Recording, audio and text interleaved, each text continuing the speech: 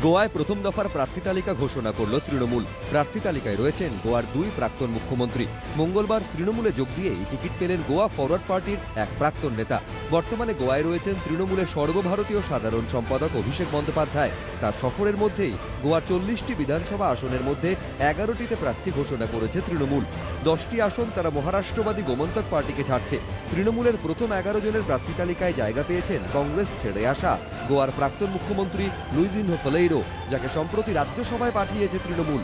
তৃণমূলের প্রার্থী তালিকায় রয়েছেন গোয়ার আরেক প্রাক্তন মুখ্যমন্ত্রী এনসিপি ছেড়ে আসা চার্চিল আলেমাও। 2014 সালে লোকসভা ভোটে দক্ষিণ গোয়া কেন্দ্রে তৃণমূলের প্রার্থী হয়েছিলেন আলেমাও। সেবার তিনি হেরে যান। তারপরই তৃণমূল ছেড়ে যোগ দেন এনসিপিতে। সম্প্রতি মমতা বন্দ্যোপাধ্যায়ের গোয়া সফরের সময় আবার এনসিপি ছেড়ে তিনি তৃণমূলে যোগ দেন। এবার ফের বিধানসভা ভোটে তাকে প্রার্থী করল তৃণমূল।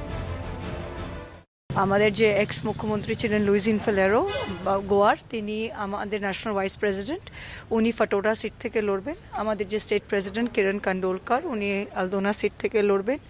আর বাকি 9টা সিটে আমরা অ্যানাউন্স করে দিয়েছি। চার্চিল আলেমো উনি লড়ছেন বেনলি থেকে, ওনার মেয়ে লড়ছেন নাভেলি থেকে। রাজু কাবরাল নুভে থেকে লড়ছে, ডক্টর জর্সন কোনকোলেম থেকে লড়ছেন। আর বাকি যেগুলো আছে সেন্তান্দ্রি থেকে আজকে আমাদের গোয়া ফরওয়ার্ড পার্টি থেকে জয়েন করেছে জগদীশ বোবে, উনি লড়ছেন। গোয়ায় তৃণমূল প্রার্থী করেছে জগদীশ বোবেকে, যিনি মঙ্গলবারই কংগ্রেসের সহযোগী দল গোয়া ফরওয়ার্ড পার্টি ছেড়ে তৃণমূলে যোগ দেন। গোয়ায় কংগ্রেসে আগেই ভাঙন ধরিয়েছে তৃণমূল। তার মধ্যে লাভু মামলেদার ও অ্যালেক্সিও রেজিনাল্ডো লরেঙ্কের মতো নেতারা আবার এর মধ্যে তৃণমূল ছেড়েও দিয়েছেন। এবার গোয়ায় কংগ্রেসের সহযোগী দল গোয়া ফরওয়ার্ড পার্টিতেও ভাঙন ধরালো তৃণমূল। কংগ্রেস অবশ্য শুরু থেকেই অভিযোগ করছে গোয়ায় বিরোধী ভোট ভাগ করে আদতে বিজেপি সুবিধে করে দিতে চাইছে তৃণমূল। সম্প্রতি প্রাক্তন কেন্দ্রীয় স্বরাষ্ট্রমন্ত্রী ও গোয়ার কংগ্রেসের দায়িত্বপ্রাপ্ত নেতা পি চিদম্বরম টুইট করেন, আমার মূল্যায়ন আপ এবং টিএমসি শুধুমাত্র গোয়ায় অবিজেপি ভোটকে ভাগ করতে পারবে, আর সেটাই নিশ্চিত করেছেন অরবিন্দ কেজরিওয়াল। এখানে কার ভোট কে ভাঙতে এসছে সেটা মিস্টার চিদম্বরের একবার ভাবা উচিত।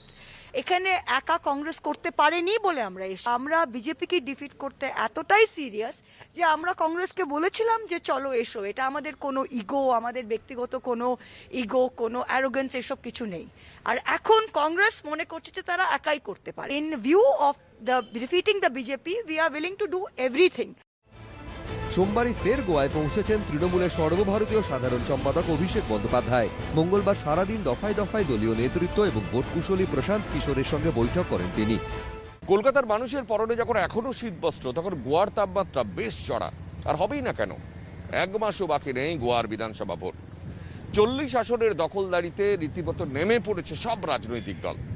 শহরে পা রেখেই লাগাতার বৈঠকে ব্যস্ত তৃণমূলের সর্বভারতীয় সাধারণ সম্পাদক অভিষেক বন্দ্যোপাধ্যায়। এই সুন্দর মনোরম পরিবেশে গোয়ায় গেছেন, তো সেই জন্য তারা তাদের কাজ করছেন, তারা ভালো করে করুন। এটাই তো গণতন্ত্র, সবাই সব জায়গায় যাবে, সবাই সব জায়গায় আসবে। 14 ফেব্রুয়ারি গোয়ায় বিধানসভা ভোট, ফল ঘোষণা 10 মার্চ। কৃষ্ণেন্দু অধিকারী, এবিপি আনন্দ, গোয়া।